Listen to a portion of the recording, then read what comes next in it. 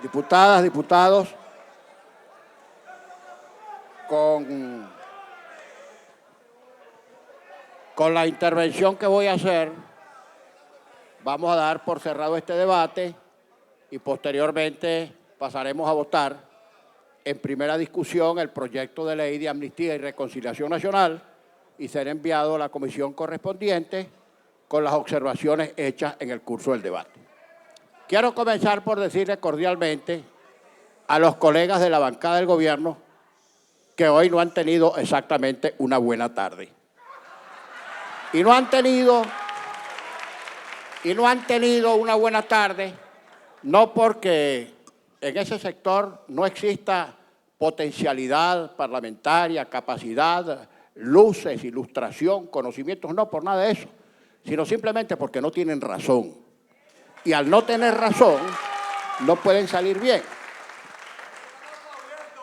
Yo he escuchado con mucha atención hasta las intervenciones que no se deberían escuchar. Por disciplina parlamentaria, por condición humana y porque simplemente para poder rebatir es necesario escuchar, así sean atrocidades. Bien, en este proyecto que hoy estamos considerando en primera discusión, he visto que algunos colegas del gobierno han tratado de hacer una especie de disección del proyecto para decir por qué no puede ser aprobado. Pero si es que antes de que el proyecto existiera en físico, antes de que fuera terminado, antes de que fuera impreso y distribuido, cosa que por cierto no se hacía en la anterior administración de esta Cámara, que se discutían proyectos inexistentes que no conocían los diputados. Pero bien, antes de que ese proyecto se materializara como texto, ya el propio presidente de la República había dicho que la amnistía no iba, que no iba a aprobarla y por supuesto amenazando siempre, él y su bancada, con la pistola, con el fusil de su Tribunal Supremo de Justicia. Bien, mire, vamos a comenzar por hacer algunas definiciones jurídicas, porque uno a veces escucha hablar abogados que uno cree que se graduaron en la Universidad de la Vida, pero no han podido pasar por ninguna universidad. Bien, lo primero que hay es que tratar de que entiendan la diferencia entre amnistía e indulto. El indulto es una figura procesal, sustantiva y adjetiva a la vez, que consiste en perdonar la culpa, la infracción del que ha sido condenado. Incluso el Código Penal dice el indulto o gracia que condona la pena. Es decir, que para que haya indulto tiene que haber pena, es decir, sentencia definitivamente firme. Ahora, en la época del presidente Caldera I, se interpretó por el propio presidente el indulto procesal, es decir, el que se concedía en el proceso antes de que hubiera sentencia. Y recuerdo, claro, se trató del indulto de Miguel Silvio Sanz, que había sido nada más y nada menos que jefe de la Brigada Política de la Seguridad Nacional. Y el presidente Caldera lo indultó, incluso pasando por encima del concepto del indulto que está en el Código Penal, en este y en el de la época, porque consideró que con ese tipo de medidas podía llegar a lograr la paz. Y aquí, oye, uno en esa especie de discurso tautológico, gravitando siempre en torno al mismo punto. Escuchen, no les dé miedo. Si no tienen razones, por lo menos no les dé miedo escuchar lo que no quieren oír. La amnistía, uno escucha hablar de la palabra amnistía en ese discurso tautológico repetitivo, como que si la amnistía fuera alguna cosa extraterrestre. Señor, la amnistía presupone, y ahora me voy a referir a los casos que están incluidos en la amnistía, en la ley de amnistía, que nunca fueron delitos porque no se cometieron, eso es otra parte, pero la amnistía supone que se haya cometido algún tipo de delito, contravención o falta, porque si no hubiera infracción penal no habría nada que amnistiar. Eso se cae de Maduro. Por ejemplo, para citar un caso, si en medio de una manifestación política, un manifestante comete una infracción, por ejemplo, quema una unidad de transporte, ahí hay un delito. Por supuesto, si se promueve la ley de amnistía para ese tipo de delitos, es para condonar o para borrar el delito que se cometió en una manifestación política. Porque si no hay delito, no hay nada que amnistiar. Eso se cae de Maduro. Entonces parece que no lo entendieran. Y esto es elemental. Ojo, no hay ni que ser abogado, sino simplemente tener una pizca de sentido común, de racionalidad, es decir, de cacumen, de cerebro. Bien, pero uno oye a veces a los colegas Uno a veces oye a los colegas del gobierno hablar. Mire, allá hay algunos abogados que no saben ni cuáles son los elementos del delito. Que si le pregunto cuáles son los elementos del delito, los raspo. Se los voy a decir para que lo anote, colega. Acción, tipicidad, antijuricidad, imputabilidad, culpabilidad y condiciones objetivas de punibilidad. Anote, para que aprenda derecho penal. Porque hay abogados que son penalistas porque dan pena. Son penalistas porque dan pena. Bien. Y aquí están hablando como que si la justicia en Venezuela fuera ascética, pulcra, transparente. Señor, ¿cómo puede ser un juzgador transparente si aquí era diputado, perdió las elecciones porque lo vapulearon y al día siguiente aparece de juez del Tribunal Supremo de Justicia? Ese es un juez imparcial. Ese es un juez imparcial. Esto es una grosería y una inmoralidad descarada, chicos, es lo que es. Vergüenza les debería dar. Vergüenza.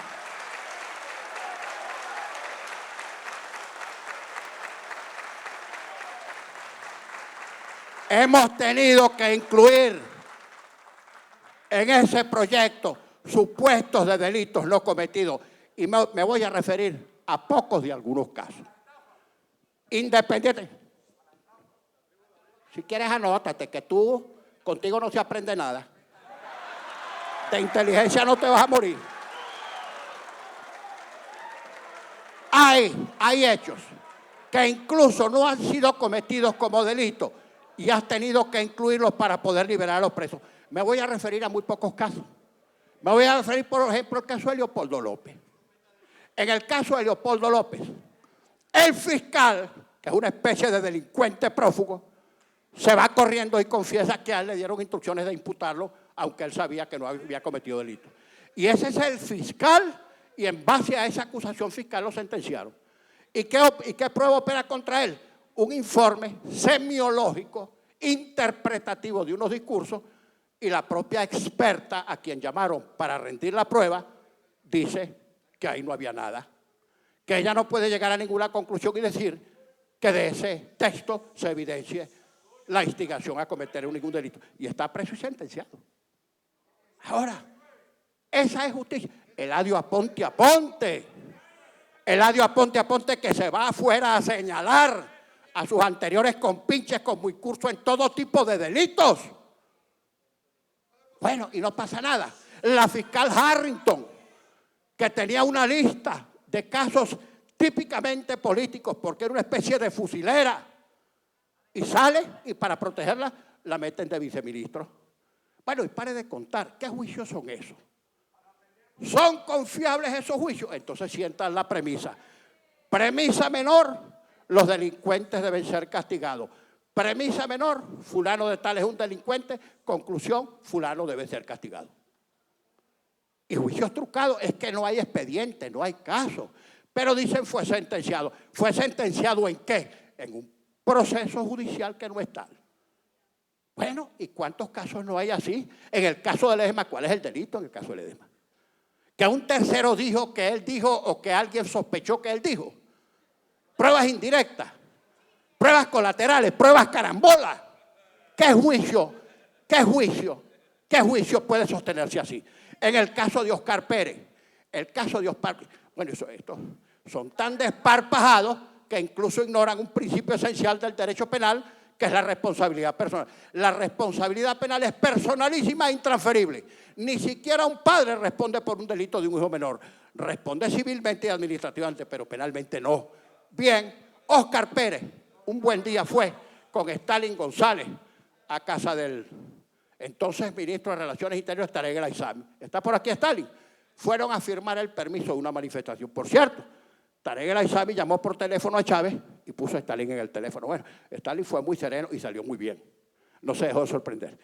Oscar Pérez lo que hizo fue firmar el permiso para la manifestación y ni siquiera estuvo en esa manifestación. Y lo imputaron penalmente porque ahí alguien cometió un hecho. Rompieron vidrios o quemaron carros, yo no sé. Pero Oscar Pérez ni estaba allí.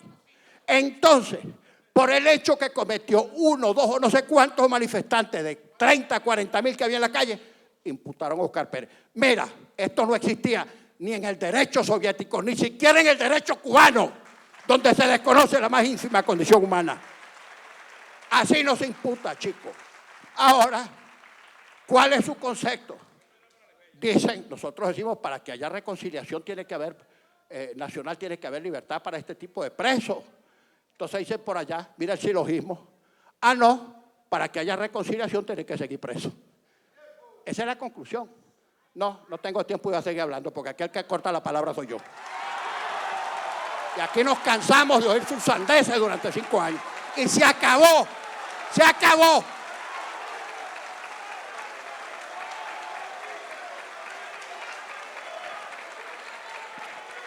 Les quiero decir unas pocas cosas más. Cuando concurrimos a Miraflores, tú no tienes eso, ¿vale? Tú lo que haces es gritar, tú eres un gritón. Cuando fuimos a Miraflores, el 10 de abril del año 2014, convinimos después en que se constituyeran comisiones de trabajo para tratar de tomar algunas medidas y la comisión se constituyó. Allí estuvo Elías Agua, ahí estuvo Ramón Guillermo Aveledo, ahí estuvo Roberto Enrique, pero no se llegó a nada porque pasaron 9 meses y lo único que hicieron fue concederle una medida sustitutiva a Iván Simonovic y por eso fue que fracasó esa instancia. Y después de eso, desde allá hasta aquí, no ha ocurrido ningún contacto ni ningún evento como para que se puedan dar algunos entendimientos para lograr la reconciliación nacional. Ahora, este gobierno en su agonía, solo sostenido por el alto mando militar y por el mal llamado Tribunal Supremo de Justicia, no podrá seguirse sosteniendo de espaldas a la realidad nacional, ni que metan presos, ni que amenacen con fusiles, ni que atropellen, ni que chantajeen, ni que sigan delinquiendo. No nos van a docenar y van a salir del poder de manera democrática, constitucional, pacífica y electoral, porque ustedes han causado una enorme desgracia en Venezuela y van a salir del poder.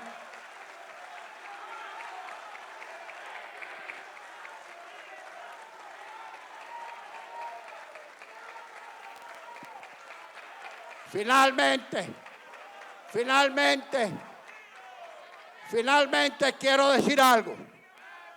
Ustedes saben la procesión que tienen por dentro. 3 grupos militares conspirando adentro y 4 grupos en el PSV cayéndose a cuchillos y forzando la renuncia de Nicolás Maduro. Eso lo saben ustedes. Diosdado, tú estás muerto. A ti te rasparon y te dejaron nada más 4 miembros de la Dirección Nacional. Te pasaron la planadora a ti. Bueno, y nosotros, colegas, diputadas y diputados, esta bancada que ya es ínfima va a seguir reduciendo porque no aprenden ni siquiera de sus propios errores. Y si ahora la ven lóbrega, triste, silbando en lo oscuro, gritando para darse entusiasmo, en la calle no tienen una ánima sola que los respalde. Es la calle la que lo va a sacar de Miraflores. La calle, la gente, el pueblo.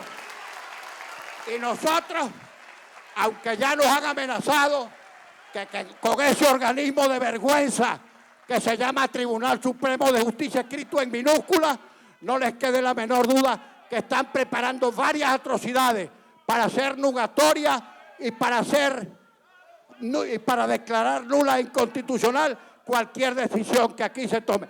Y las vamos a seguir tomando porque ese es un organismo que más temprano que tarde tendrá que rendir cuenta a la justicia. Jueces que merecen estar presos y no dictando sentencia.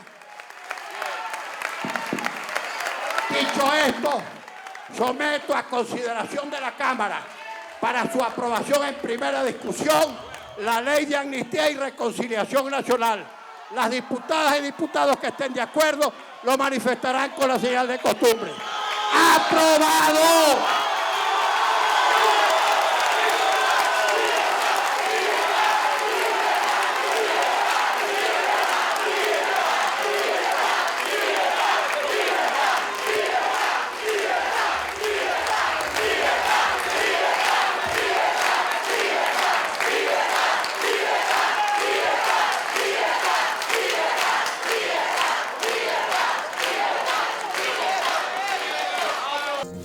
Detalles esta noche en Reporte Unidad.